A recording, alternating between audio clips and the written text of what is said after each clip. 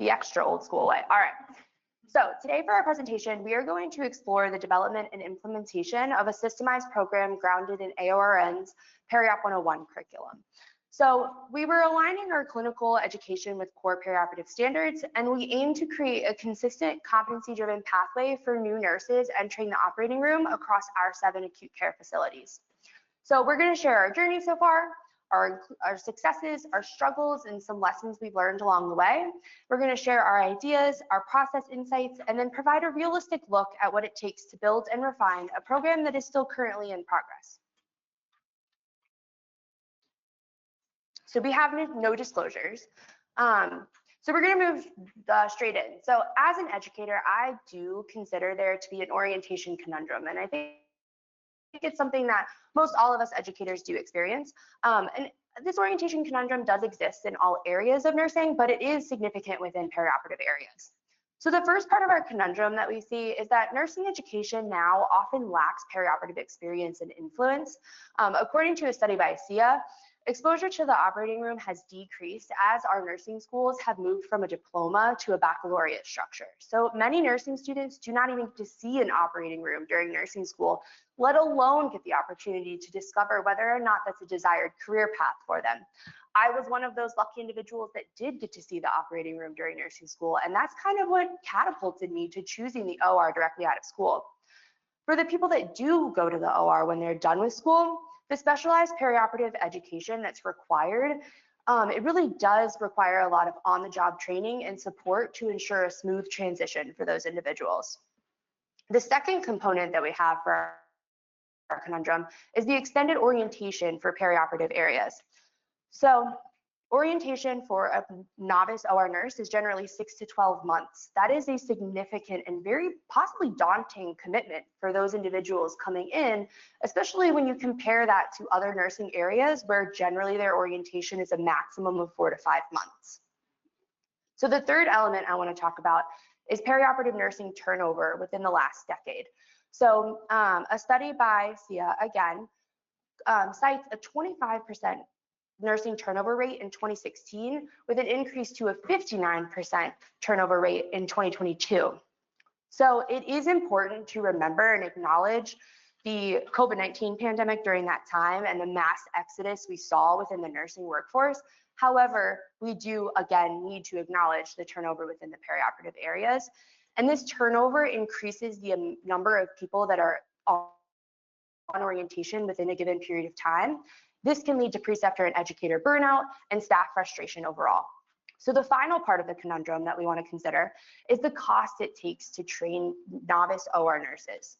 So according to a study by Vortman, it costs over $50,000 to train one singular novice OR nurse. This cost is related to course materials, pay, benefits, and then the extended period of time that that orientee is not considered part of the staffing totals. This can be financially unsustainable for departments and hospitals, especially if turnover is high and nursing retention is low. So we're going to kind of give an overview of orientation within the perioperative areas in Hartford Healthcare. So we are a hospital system with 7 acute care facilities. And prior to 2023, the OR educators really only got together for specific projects that they asked us for. But in 2023, the system-wide Nursing Professional Development Council wanted to take a look at our specialty areas and define the orientation expectations within them, as well as increasing interdisciplinary partnerships between us. So by doing this, they created system-wide NPD councils that were specific to the specialty areas. And in 2023, the system-wide Perioperative Nursing Professional Development and Practice Excellence Committee was born. From there, our committee decided we wanted to take a look at our novice OR nurse orientation and our use of Periop 101 within the system. So if you're not familiar, Periop 101 is an orientation platform that is given by AORN, Association of Perioperative Registered Nurses, which is our professional organization that guides our perioperative practice. So it's a hybrid learning platform. It's available for purchase by the facilities to help ensure a successful orientation of our novice OR nurses. However, when using Periop 101, it is important to have a facilitator that provides some adjunct foundational content along with those Periop 101 modules to foster the orientation process. So when we were discussing this topic, we noticed some areas of inconsistency among us. So the availability of training resources is variable across the health system, and that includes space, capital, and even facilitators. The adjunct content covered at each site is site specific. However, as our health system moves towards more standardized policies, we need to make sure that that adjunct foundational content is aligning with those policies.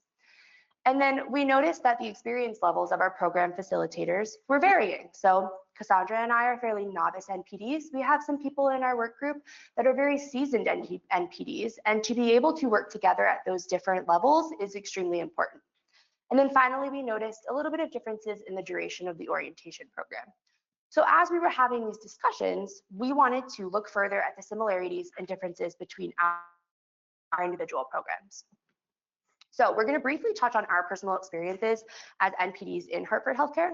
I am the OR Nursing Professional Development Practitioner at Midstate Medical Center. When I began in late 2022, I had no educator experience. I was brand new.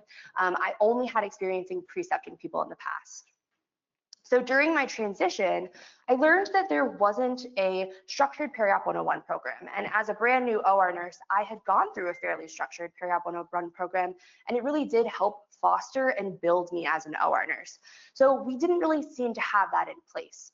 Our Periop 101 students had access to the online modules. They had a fairly basic schedule, but aside from just doing the modules on their free time, there wasn't much structure to help guide them. So that was something that I wanted to change. And so my main goal when I started in this position was to build a structured program for them. So I created a weekly curriculum with additional learning structure, learning opportunities, simulation experiences, and then some adjunct foundational lectures and in-person content that was specific to Midstate, and then additional topics that I felt were necessary. So I developed this curriculum in 2023. I've been using it for all of the Periop 101 students I've had since. Cassandra is going to touch briefly on her experience as well. Thanks, Bree. So at Hartford Healthcare, we onboard new nurses every 2 weeks. So we have a challenging, lots of people coming in, and I personally oversee over 250 staff members in terms of education, which it's not really best practice, but we're doing great. Yeah, exactly, we're working on it. So one of the challenges that I experienced was I cover 4 different departments for orientation, and at that current time when I started this role as facilitator for Periop 101, the orientation schedules were dictated by the managers. So I had staff members that were coming on board and they were working 312s, 410s, they had 2/8s, 212s, some of them were 5/8s, but it really led to a lack of structure in the curriculum and my ability to be able to plan out my schedule to help support the learning and meeting the objectives of the curriculum. I also was a novice NPD at the time, still am, but we're working, yep. And one of the things that I have is I never went to school for education. So I never got my own education on curriculum building. So I was leveraging the resources of my colleagues across the system to be able to find out what the best practice was and make sure that we had a robust onboarding experience for our new nurses. All right, so as our group continued working, we understood that we needed to figure out our current state within the system. So where were we at in our similarities and differences? So to do this, we created a crosswalk. And it is much more diverse and in-depth, but we cannot fit all of that onto a slide. So we're gonna stick with this and then we'll just kind of talk about it. So as you can see all the way on the left, we have a wide breadth in the size of our hospitals within our health system. We have a hospital that's running 5 operating rooms. We have a hospital that's running 48, and then we have a little bit of everything in between. So when we are systemizing, it's important that what we are creating is going to work for everyone across that system. And we're going to talk about how we're trying to do that within the next few slides. So looking at the orientation length, you can see that all of our facilities were following AORN's recommendation for a 6 to 12 month orientation for novice OR nurses, which is really important to give them that time to transition to the operating room and learn how to practice competently. It's a very foreign area for many novice nurses. So what we did notice that was different for the orientation length was how the didactic portion of Periop 101 was being administered. So we had a varying length between 6 weeks to 16 weeks, and then 2 of our facilities were administering the didactic portion of Periop 101 throughout the entirety of the orientation. When we got to shadow experience and discussing that, we were very happy to discover that all of our facilities were doing some sort of shadow experience with their Periop 101 orientees. And shadow experience, in my opinion, is really important to give the orientee a full overview of the entire perioperative space and how we all work together to care for our patients through the entire scope. So we were all doing shadow experience, but our specific shadow experiences varied a little bit. So this was a wonderful opportunity for us to see how other facilities were doing the program and then possibly implement some of those ideas that we had not thought of individually.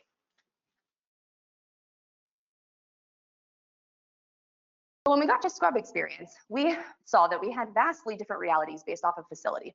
So some of our facilities teach scrubbing with the expectation that the orientee will be able to scrub cases regularly after they are done with orientation. Some of our facilities just give a scrub observation to let them see that kind of that side of the table and give them a better insight, but with no expectation that they're going to be able to scrub when they're done with orientation. So because of these vast differences that really were based off of departmental and facility needs, we decided to remove that portion from the Periop 101 curriculum. So if a facility within Hartford Healthcare chooses to teach their novice OR nurses to scrub, that will occur within their general orientation, but it is not an expectation of the Periop 101 curriculum within HHC. So when we moved to orientation schedule, as Cassandra kind of touched on, all of our facilities but one followed a 5-day, 8-hour, Monday through Friday shift schedule for orientees. And this is to give them the maximum opportunity to see those procedures. When they're done with orientation, they can then move to their hired shift. So Cassandra was dealing with some scheduling and continuity issues, but the positive of this was that she was able to take this crosswalk and advocate for best practice in her facility, and she actually did get a shift schedule change for her orientees. So this was kind of a surprising, unexpected positive that we got from this crosswalk. And then for the simulation experience and in-person lectures, the majority of us were implementing these, but again, this was an opportunity for us to use ideas that we had not previously thought of individually. And then if a facilitator was not implementing that, they kind of had a framework already for them, and we could resource share instead of going from scratch and creating all of that on their own. So after our crosswalk, we decided to use the PDSA cycle framework to address our question. So PDSA stands for Plan, Do, Study, Act, and it is a cycle, so it's a constant, and you'll kind of see how we've consistently moved through this.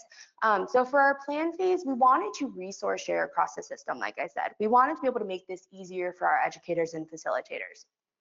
So a lot of us had created such wonderful content and resources for our orientees, and this gave us the opportunity to kind of share that and help us implement things, again, things we had not thought of, or implement new things in our facilities. So instead of building everything from scratch. So to do this in our do phase, we decided we wanted to create a document repository. So this was, we utilizing the Teams platform, we said, all right, let's pool our resources. Let's share what we have. We'll take a look at it, and then we can kind of go from there.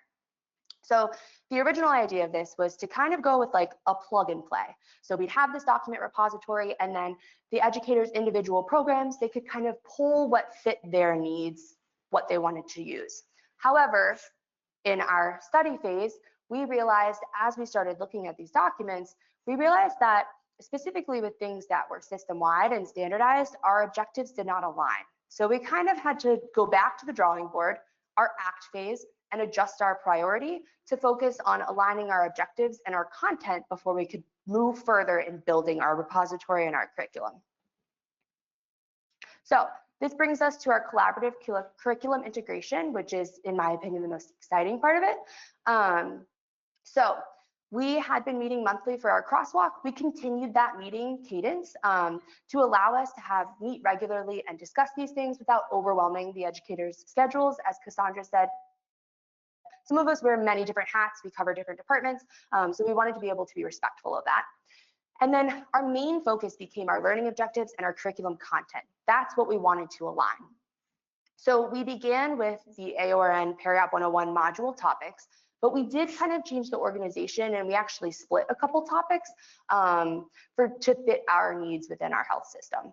So we started with those objectives, and then anything additional we kind of added on top, everything that would be collective and collaborative for everyone.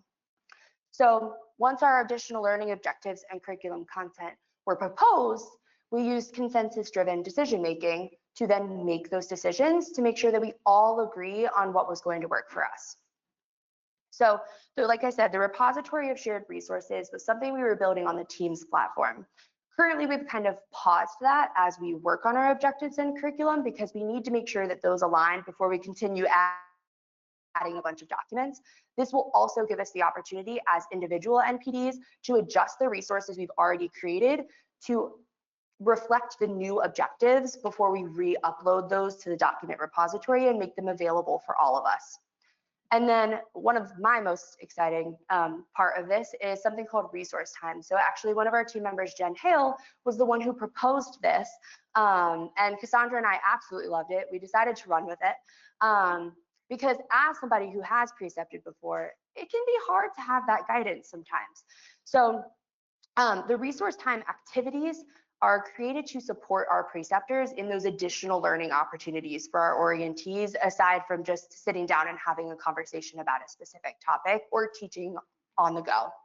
So AORN does provide a preceptor guidebook, but across the board, we were still getting feedback from our orientees and our preceptors that they were struggling with these downtime opportunities. So this was the hope to kind of put tools in their toolbox to help them in these downtime opportunities. So for example, if their case finishes a little bit early, they have an extra hour, it's a wonderful opportunity for the preceptor to review some topics, right?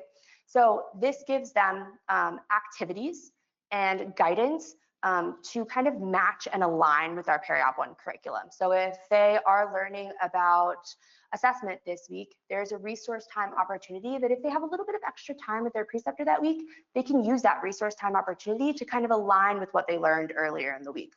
So this is a really awesome way to help support our preceptors in bolstering our Periop 101 curriculum for them. So our resource time opportunities, which we can always think of more, but for now we're kind of at flashcards, reflection questions, seek and finds, and then even tales like cautionary tales from the field. And then our last goal for this whole entire curriculum is to have system-wide skill validation tools. So this will give us a baseline expectation for our Periop 101 students across the system if we're all using the same validation tools for those basic Periop 101 skills, not site-specific, but our basic Periop 101 skills. So we currently have a system-wide validation tool for aseptic technique. And then as we continue this work, we will build validation tools for all of the basic skills. So this is just a screenshot of kind of what our curriculum format is currently. So we just pulled a topic, we pulled assessment, so you can see we have the topic on the side.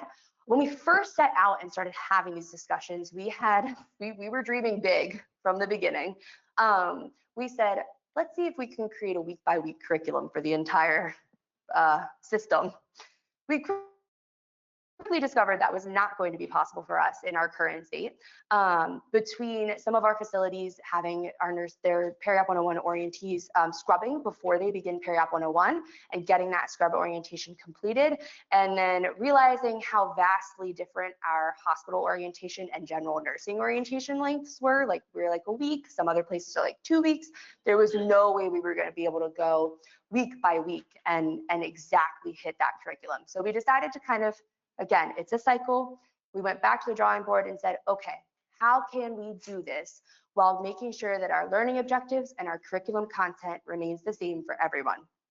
So instead of splitting it by week, we ended up doing topic by topic. So this gives the objectives and content will be the same, but it gives the individual facilitator at their site the freedom to organize it the way that fits their facility's needs. So on the the left, you have the learning objectives. We started with the Periop 101 study guide learning objectives and placed them clearly for everyone. And then any additional ones that we had, we added to this. So, and then we decided on them together. So this one, we did not add anything additional, but for example, a good example is for the health information management topic. We added one, if you work for HHC, you know Texas. We added one for the Texas program. So demonstrate proficiency in utilizing the Texas inventory management system for accurate supply documentation. So that objective is listed in learning objectives within that topic of our curriculum. And then when we get to content overview, this is another consensus-driven mandatory portion of the curriculum.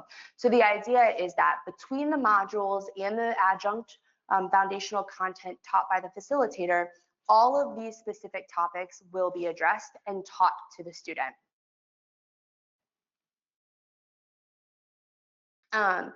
So, and then when we get to methods and materials, evaluation method, and resource time, this is kind of where we get into the plug and play scenario. So obviously the Periop 101 modules and their respective quizzes will always be mandatory, but all of the other things that are listed is kind of a plug and play. So whatever works for that NPD in their facility is what they can utilize to help create that adjunct foundational framework for their student. So for example, Cassandra may have the means and resources to run a full simulation, right, listed in methods and materials. I may not. I may only have the resources to present a care plan presentation. So within my specific program, I can run the education for care plan and she can run the simulation, and it gives us the opportunity to individualize it as needed to meet where we are currently. So as of now, we have 14 out of 24 topics complete. So we're getting there, progress is being made. But this is a wonderful opportunity for us to align our objectives and content, and then while allowing the freedom for the individual NPD to meet their facility's needs and operate within the resources and confines that they do have. So this last screenshot is an example of what our system repository looks like within the Teams platform. So this is again for assessment.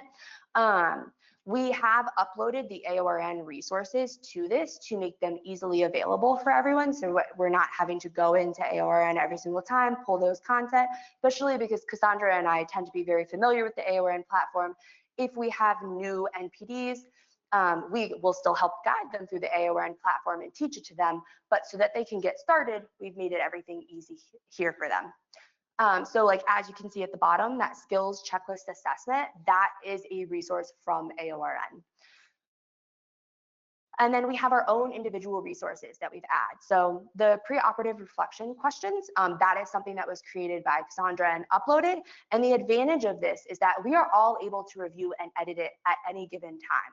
And it's updated in real time. So she created these reflection questions, but if I come up with some other reflection questions that I would like to add, I can just add that to the document and we can continue building and bolstering the resources that we are providing to our NPDs and our students.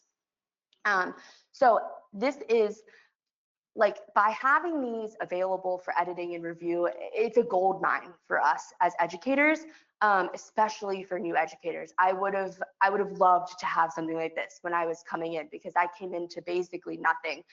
This would have been such a good guidance for me to help get me started with my Periop 101 students.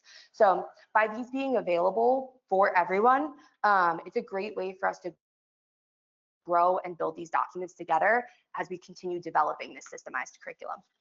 Just a quick question. How long did it take you to develop the nomenclature for each of those so that everybody knew what they were looking for? Cassandra did most of the team building. The teams. Yeah, well, so some of it's taken from our friendly neighborhood scientist, nurse scientist Jen Hale, using structure. Thank you, friend.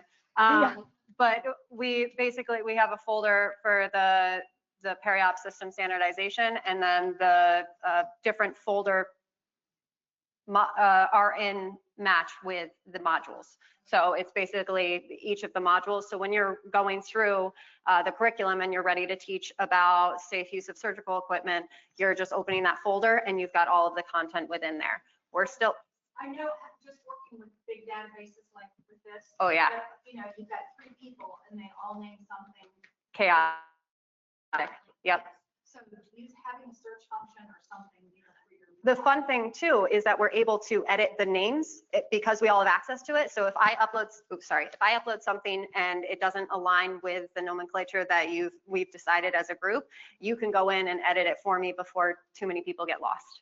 So Yeah. it's definitely, we're playing catch up as we go sometimes, but it's definitely something to keep in mind. It is. And that's what's key is that this is, you hear living document a lot in education, but this is like a living repository. That's the ultimate goal, is that all of this stuff can be updated in real time, settled in real time, and stay updated instead of having, oh, what year is this from? What year, we can update as we go, as new evidence-based practice comes out, as changes happen within the system, policy changes, all of that stuff. The fact that it can be updated in real time is huge. Fantastic. Yeah, go for it. Concern for everybody having access and everybody making changes. The only people that have access are the NPDs on this work group. So 7? 7 OR educators. To me, a lot. So the changes that are not made singularly. So when we're making changes and creating these learning objectives and the content, all of that stuff is done within our work group meetings. Yeah, so we're not going in and changing things. We are usually like sending out, like say I would want to add a reflection question, I could send that out or wait for our meeting and say, hey, I want to add this. Is that all right? Also, version histories are yes, a godsend. So. Yeah, so all of that tracks as well. That's also, yeah, she said, and then we can edit. Yeah. Imelda. Yeah, excellent presentation. I was wondering if when you say that your new orientees had like 8 or 5 days a week, 8 hours, and then after they get off, they get onto their schedule. Do new orientees ever went into, because I know it happens sometimes at our facility, where now that they're on their new schedule, they go like, because the world looks a little bit different after 5 o'clock, and yeah. they're experiencing things that they never saw in their earlier schedule. And was that something that you were setting in stone where they were always on that schedule? I can speak to personally Midstate. We generally give them like a buffer time at the end of their orientation. So when they're feeling good, we give them still time with an orientation on that higher shift so that they can see how different the world is after 5 o'clock or even 3 o'clock, depending on the facility. And still have someone to help guide them until they're comfortable on that shift. Some of that we also built into the shadow experiences so that they're able to experience that while they're in their foundational content. Yeah, and then another follow-up question was like, when you get preceptors are also on various schedules. So does that mean that the new orientees will always have different preceptors because they wouldn't have that? That tends to be facility to specific. For us, we generally try to keep the same couple per service line. But yeah, if you have a preceptor that's working 312s, you can't stick them with them. But that's kind of a discussion that I generally have with the orientees of like, hey, I'm going to try to keep this consistent, but this isn't like the floor. I can't put you with the same person every single day. I kind of try to find a couple people they vibe with and then move from there. Do you mind holding this question? Because we still have another half. Okay, sorry. Thank you. Cassandra has a whole part. We'll be fine. We'll be fine. So one of the things that came out of the repository were these enhancements to the curriculum. So I've been able to actually build these into my own Periop 101 program from having the idea sharing within our meetings. Some of it was tangible activities such as the lectures where I could, thank you, Bree, take some of the content and be able to just go forward without having to rebuild anything on my own. Others were idea sharing. So some of the feedback that we got was some of the preceptees were struggling at one of the other facilities with the Foley insertion skills. That got my brain thinking a little bit. Do I need to do an assessment on my unit? And I was able to recognize that that is something that was a challenge for some of the new people coming on board. And so I was able to build that into my orientation program as well. So not only tangible stuff, but idea sharing on top of it. We also were working to standardize our system policies. So in that, we were building education to be able to roll out the new procedural workflows. And we were excited to be able to a double dip on this at some points where we could take this education and be able to throw it right into our orientation process to prepare our new nurses to follow the policies and procedures of our organization. One of the really fun ones was in looking for those curriculum best practices. I found a white paper on an escape room for education related to exam readiness for the Periop 101 program. This white paper, they had a facility where their orientees were struggling to pass the Periop 101 exam on the first try. And so they took content related to the big struggle category areas, and they created these games and puzzles that were related to those topics. And they built the exam review session through an escape room platform and shared in the appendix all the tools and necessary criteria to be able to collect and build so that we could put that together on our own.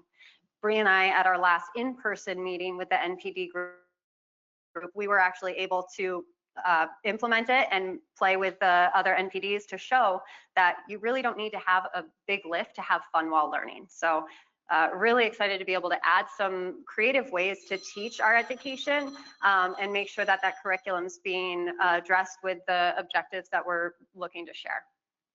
We also were able to partner with our vendors and be able to share the kind of the content that our vendor partners have across the system, so that if I wanted to make sure that we have, the shared stapler topic products that we have across the system, having the vendor come in, speak to best practice and familiarize the students with the equipment that we're using, that gives me back an hour of my time. These guys are learning best practice and they've got some hands-on skills that they can take away from. So kind of building in the repository of who those vendors are and what topics they have available, and making sure that when we call those guys in to help us, that we provide them with the orientation objectives that we're looking to have them meet in the conversations.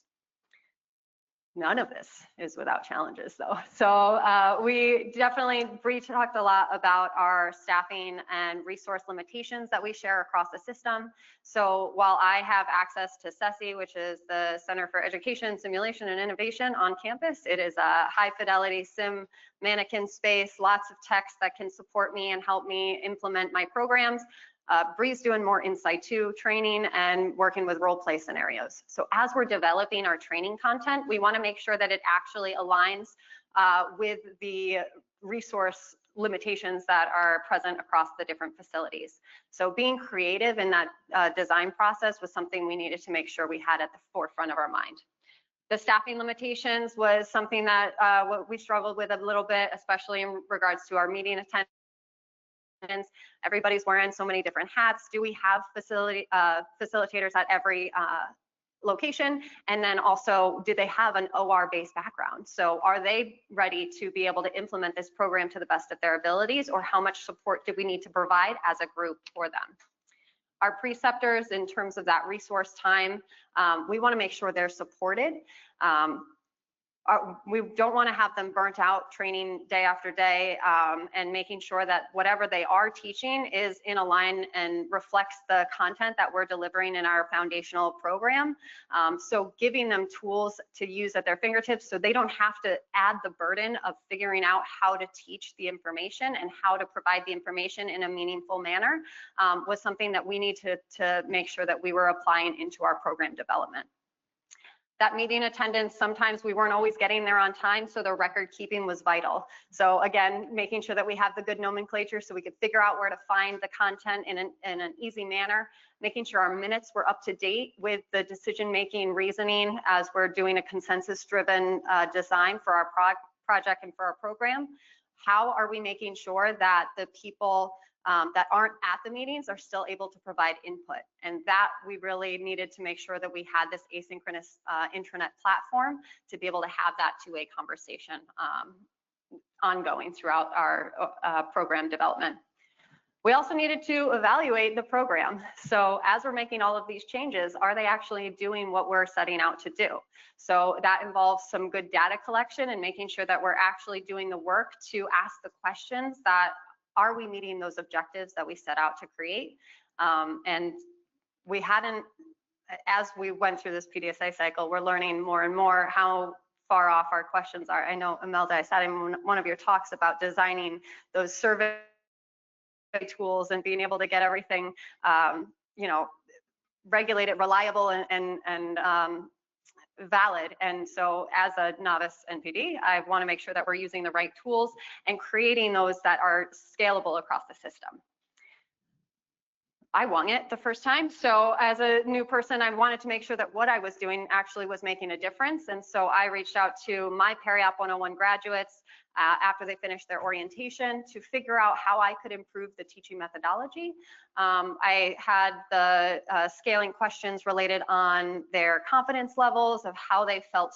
Did they feel supported, and did they feel like they were ready to take on the unit and function appropriately within the department. I also added open-ended questions about what could be improved and what was the best part of their orientation within Periop 101.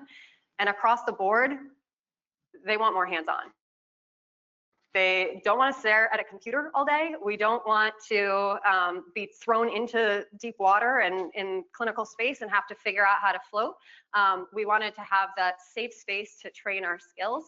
And this response terrified me. When I built my curriculum, I used the AORN platform to design the exact amount of time that we needed to do our computer work. And I had the other time that was available to me to do all my hands-on learning. And I really didn't want to cut into their clinical experience because of how important it is to that growth, development, and integration onto the unit.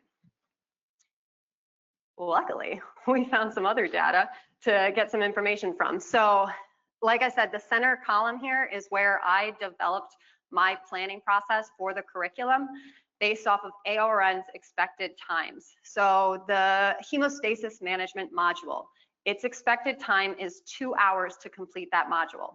If I'm assigning that to a staff member, I'm giving them 2.5 hours so that they're not rushing through it. They have time for reflection. If they need to pee, they can get up and go, and they're not locked in staring at the computer at a crunch time. After 10 students taking that, I was able to look at the averages because AORN captures that data, and it only takes them an hour to complete it on average. I get an hour back to give them hands-on skills. So this is something that was really exciting because I'm not cutting into their clinical. I'm not having to cut out any of the content I already felt was valuable to their learning experience, but I get some free time back and they don't have to stare at that computer any longer. So going forward, we want to make sure we're disseminating our work. Check right here, we're starting. We really recognize how important and valuable it was to share our experiences across the different facilities within our system. And so we can only grow and learn more if we share it outside of our system as well. So I'm really excited to be able to talk to all of you guys today. We also want to make sure we're standardizing that survey data. So while we have the feedback surveys for Hartford, again, we want to scale it out to the rest of the system and make sure that the curriculum overall is covering the content that we want it to. And then making sure that the questions are meaningful and valuable for our data collection. Engaging with AORN to enhance that module metric is something that we want to look at. While I was able to gain that great exposure of extra time back for hands-on skills and activities, I still have more data requests from the program. So one of the things that we get is I can see how long it took them to complete the program, but I don't know how many times they had to answer the questions. So are they struggling on a certain topic? And I don't know, because I would want to be able to add that as some adjunct education to provide that support and get them strengthened and ready to hit the deck on the unit. But if I don't know until their final exam, I've already missed the mark. So being able to have that content a little bit sooner might be something that's valuable. And so reaching out and engaging with our AORN Periop 101 development partners to ask about what possibilities there are for data collection is something I'm really looking forward to. Yes. While you're at it in the conversation, Yeah. their first quiz score is Yeah. a 6. Okay. And when they go back, you don't get to see I went from 75 to 95. Okay. Yeah, I'd like to see that. Yeah, so where does that growth come from and what kind of questions? Like the final exam, you get to know what questions they got wrong, so you know where to strengthen that education and kind of tailor that route to. But you don't see that with the quizzes in the modules, so great point. And then my pipe dream is a centralized education.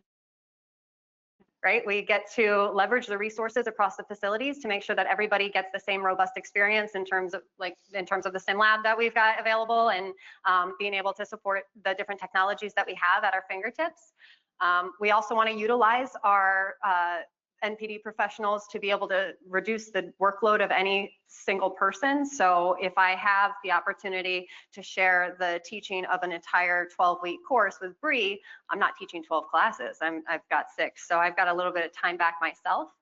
And then also with a centralized education, we can increase the size of the cohorts. So there's a better opportunity for shared experiences and building the camaraderie with the novice nurses within the system, and really building that support and foundation of I belong here. We also have like far horizon dreams of getting accredited. So I want to keep that in the back of our mind as we continue to rotate this cycle.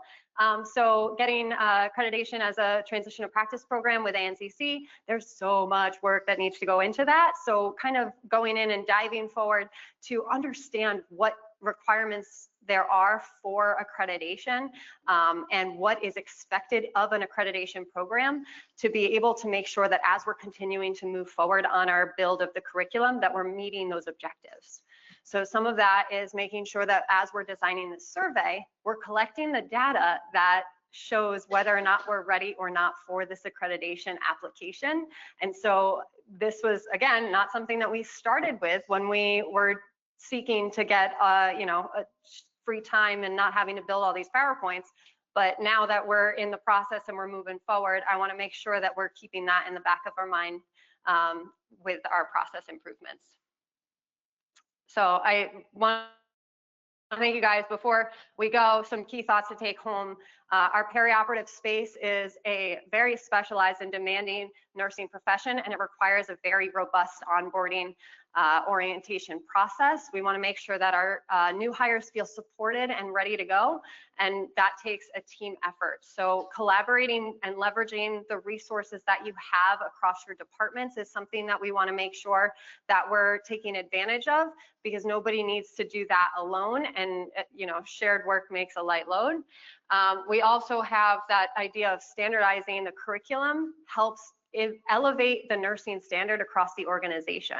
So I have a baseline expectation. If somebody comes in from MedState to Hartford Hospital, I know that if they completed Periop 101, that they've had the same level of education at the baseline that I would expect of my Periop 101 orientees as well. So having that understanding, having that in the back of my mind helps me feel strengthened to be able to move them forward and out onto the unit a little bit faster. That record keeping is vital, making sure we've got clear understanding of where those that content is and how we interact with it is also really important. As I'm looking into the PTAP, is driving that direction of how did we make the decisions, where did we come from, and what did we have to do, what steps did we take to be able to get to the process of implementation right now, is something that we want to make sure that we have at our fingertips when we do go for that application. As far as data, what is measured is important, and we need to make sure that what we're doing is important and valued within our system, and we can't do that without good data to be able to support us moving forward in those conversations with the upper leadership and stakeholders within the organization. And lastly, dream big. We wouldn't be here today if we had just gone by the "that's the way we've always done it" motto. And so being able to take any kind of big project and put it into fruition, it might take 100 steps, but every single step you're learning something new and you're able to improve from the day that you had before. And so I really encourage you guys to be able to, you know, put your noggins together and figure out how you guys can partner to make a better tomorrow. Thank you so much. We're happy to take any questions.